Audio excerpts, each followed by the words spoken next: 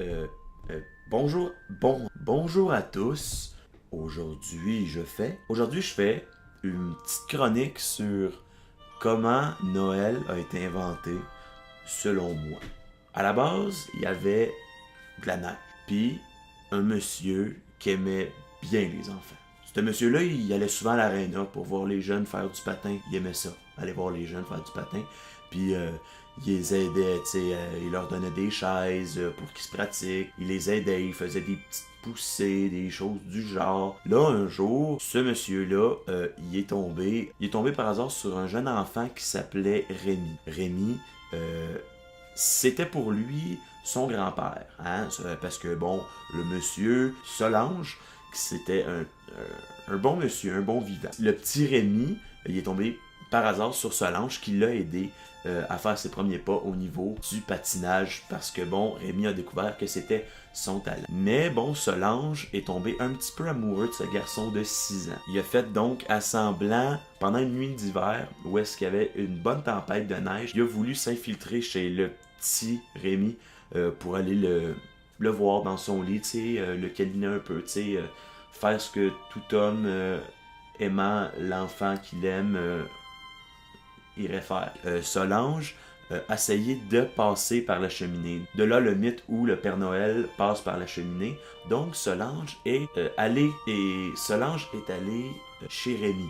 Rémi, qui est un jeune homme de taille petite. Fait que là, il essaie de tomber dans la cheminée, mais il reste coincé. On attend juste Solange qui essaie de se déprendre en faisant ho ho ho ho ho ho, parce qu'il y avait une petite branche qui chatouillait le ventre. Rémi se réveille, puis il entend le ho ho ho.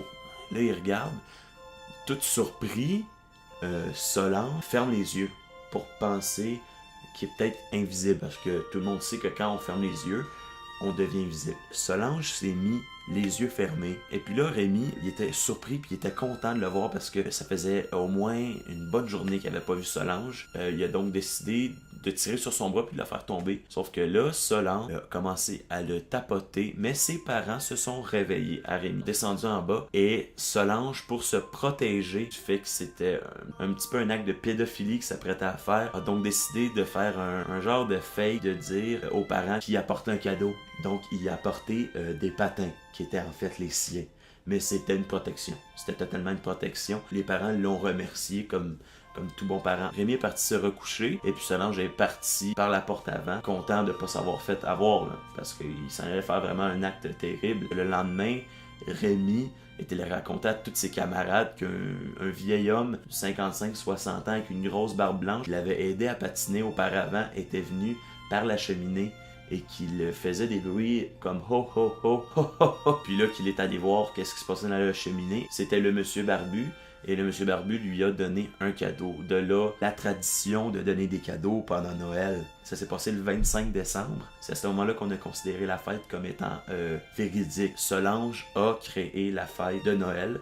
C'est pas Coca-Cola qui a créé le Père Noël, c'est vraiment une histoire véridique, là, d'innombrables années. C'est pas commercial. C'est une histoire qui est arrivée à une famille. La fête boule de neige, là, ça fait en sorte que Noël existe aujourd'hui.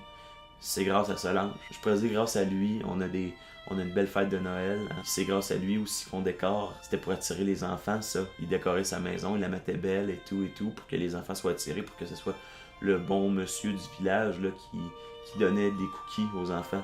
De là, la tradition du Père Noël de manger des biscuits. C'est parce que Solange en donnait aux enfants pour les attirer. Donc, on pensait qu'il aimait beaucoup les biscuits parce qu'il y en avait beaucoup. Mais c'était parce qu'il aimait les enfants, là. C'était pas parce qu'il aimait ça, lui. C'est pour ça qu'on remarquera toujours que quand on met 3 biscuits à côté de la cheminée, le Père Noël les mange jamais. Il aime pas ça. Il aime pas ça, c'était juste pour les enfants. Tu sais. Solange, qui est quand même un héros, malgré lui, là, malgré tout ce qu'il aurait pensé en arrière de ça, ça reste un héros. Solange, un très bon homme. Un très bon homme. Ah. Merci Solange.